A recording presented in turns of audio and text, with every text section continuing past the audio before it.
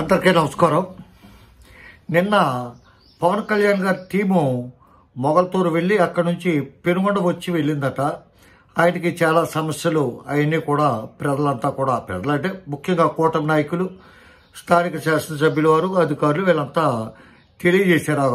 వినతిపత్రాల రూపంలోనూ ఒక ప్రజెంటేషన్ ఇచ్చారు వాళ్ళకి, ఇక్కడ ఈ సమస్యలు ఉన్నాయని.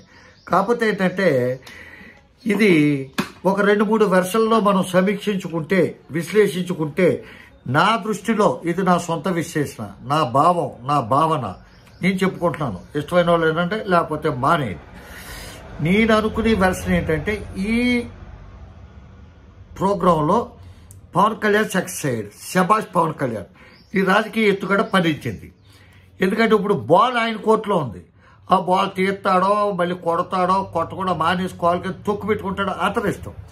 ఏం జరిగిందంటే ఇక్కడ ఎవరు ఏమైనా అంతా మేము నిస్వార్థంగా పెనుగొండ క్షేమం కోసం, పెనుగొండ డెవలప్మెంట్ కోసం పాటుపడ్డాం, శ్రమించాం అవన్నీ చెప్తారు. కానీ అవన్నీ కరెక్ట్ కాదనుకుంటాను. ఎందుకంటే మామూలు భాషలో మాట్లాడితే కొంచెం మాట్లాడచ్చు, కాకపోతే కొంచెం అన్పార్లమెంటరీ అయిపోద్దని చెప్పి అనుకుంటాను తప్ప ఎవరు చెప్పినా వేదవ మాటలే ఏం కాదు. ఎవరి కాలు ఎత్తులు వేశారు, ఎత్తులు జిత్తులు ఇవన్నీ ఉపయోగించారు. పెనుగొండకు సంబంధించి స్థానిక శాసనసభ్యులు వారు పవన్ కళ్యాణ్ వస్తూ ఆయనకి మరి నేనైతే ఫీల్ అవుతా, నా ప్రిమిసెస్లో ఇంకొకటి వచ్చి పెత్తనం చేస్తానంటే నేనైతే ఫీల్ అవుతా. మరి ఆయన ఉదార స్వభావంతో ఆయన ఫీల్ అవ్వలేదో, ఫీల్ అయిపోయాడో నాకు తెలియదు. ఆయన మనసులో నేను దూరలేదు, నాతో ఆయన ఫోన్లో కానీ మామూలుగా కానీ చెప్పలేదు. కానీ ఆయన ఫీల్ అయి ఉంటాడనే భావనే నాకు కలిగింది. అదే విషయం చెప్పాను. ఇప్పుడు కూడా దానికే కట్టుబడి ఉన్నాను. దానితో ఆయన ఏం చేశాడంటే జనసేన వేరు, తెలుగుదేశం వేరు కదా, ఆచరణ నియోజకవర్గంలో మిగతా చోట్ల వేరు. కానీ ఇక్కడ జనసేన అంత ఓడపొచ్చేసి అంత గొప్ప నాయకుడు ఎవ్వడూ లేడు కాన్స్టిట్యూన్సీ మొత్తానికి. అది వాళ్ళు బాధపడతారు, ఏ ట్రోలింగ్ చేస్తారు, ఏ కామెంట్లు పెట్టుకుంటారు. కానీ ఎవడు వాళ్ళకి అసలు నాయకుడని కూడా లేడు అసలు నా దృష్టిలో. అయితే ఉన్న ఒకళ్ళిద్దరిని కూడా దూరం చేసుకున్నారు, మిగతా వాళ్ళు రావట్లేదు, కొంతమంది అసమర్థులు పోయారు. ఇకపోతే ఏంటంటే వీళ్ళందరికీ ట్రైనింగ్ ఇచ్చి సమస్యలన్నీ ఎప్పటి నుంచి మొదలు పెట్టారంటే ఈ సమస్యలు కనికా పరమేశ్వరి పుట్టి చిన్నప్పుడు పాలు తాగుతున్నప్పుడు ఉన్న పెనుగొండ సమస్యలన్నీ రాసుకొచ్చారు.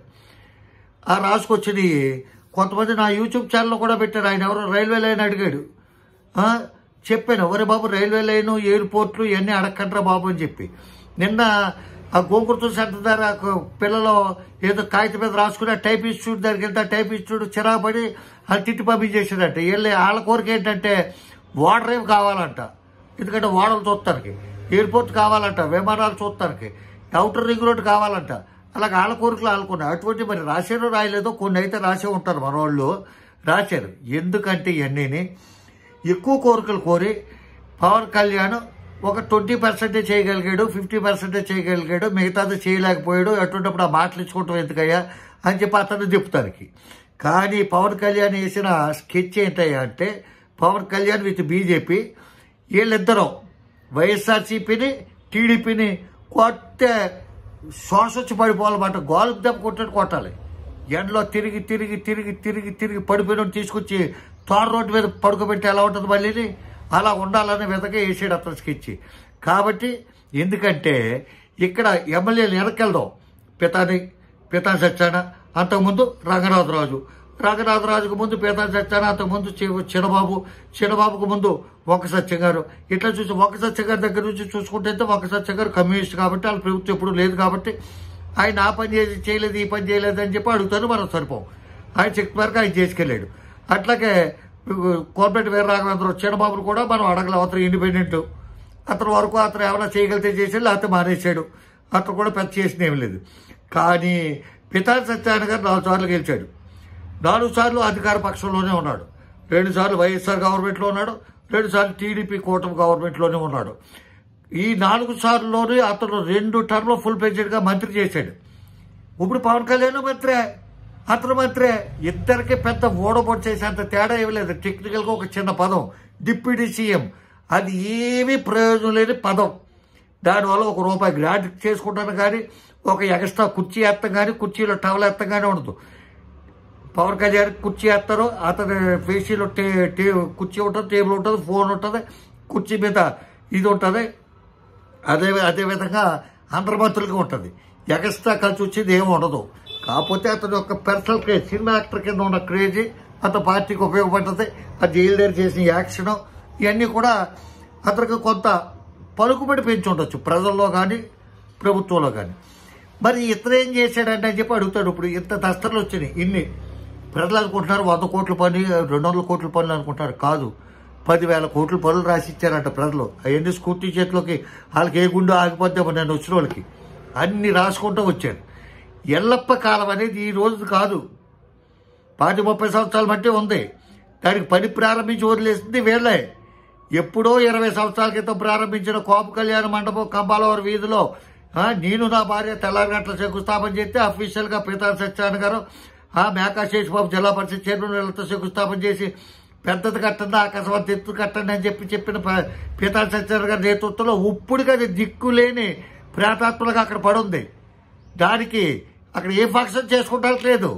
రంగనాథరాజు ఏదో పైపైన ఊపేసి తూపేసి ఏదో తుడిపి ముగ్గులెట్టాడు. కానీ అక్కడ ఒక ఫంక్షన్ తెలుసుకుంటే ఎవరైనా వాష్రూమ్కి వెళ్తాక వాష్రూమ్స్కే లేదు ఫంక్షన్ అంటారా దానికి.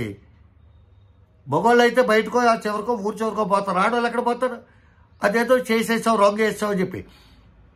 కాబట్టి ఇప్పుడు ఇతను చేయలేదు అందుకని చెప్పి ఇన్ని రాసి చేసి అతన్ని ఏదో చేద్దాం అనుకుంటే మనమే అమాయకులు అవుతాం, మనమే బొక్కలో పడతాం. ఒక విధంగా చెప్పాలంటే అతను అమాయకుడై పంపలేదు.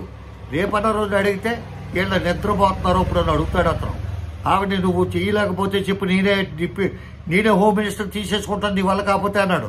అలా పెనుగొండ మీరు వదిలేండి, నేనే డెవలప్ చేస్తాను, ఆచరణ మీరు వదిలేండి అని చెప్పి అన్నా అనొచ్చు. 4 సార్లు ముఖ్యమంత్రి ఎమ్మెల్యే చేసావు, 4 ముఖ్యమంత్రి దగ్గర మంత్రి చేసావు.